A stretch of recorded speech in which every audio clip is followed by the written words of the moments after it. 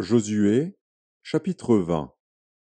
L'Éternel parla à Josué, et dit, Parle aux enfants d'Israël, et dis, Établissez-vous, comme je vous l'ai ordonné par Moïse, des villes de refuge, où pourra s'enfuir le meurtrier qui aura tué quelqu'un involontairement, sans intention.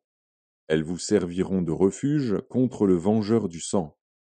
Le meurtrier s'enfuira vers l'une de ces villes, s'arrêtera à l'entrée de la porte de la ville, et exposera son cas aux anciens de cette ville.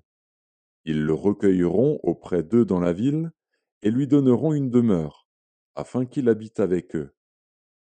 Si le vengeur du sang le poursuit, ils ne livreront point le meurtrier entre ses mains, car c'est sans le vouloir qu'il a tué son prochain, et sans avoir été auparavant son ennemi.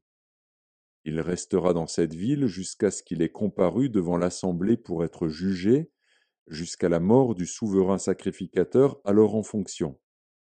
À cette époque, le meurtrier s'en retournera et rentrera dans sa ville et dans sa maison, dans la ville d'où il s'était enfui.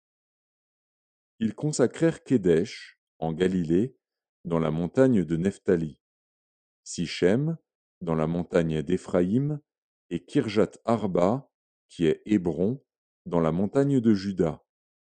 Et de l'autre côté du Jourdain, à l'orient de Jéricho, ils choisirent Bétser, dans le désert, dans la plaine, dans la tribu de Ruben, Ramoth, en Galaad, dans la tribu de Gad, et Golan, en Basan, dans la tribu de Manassé.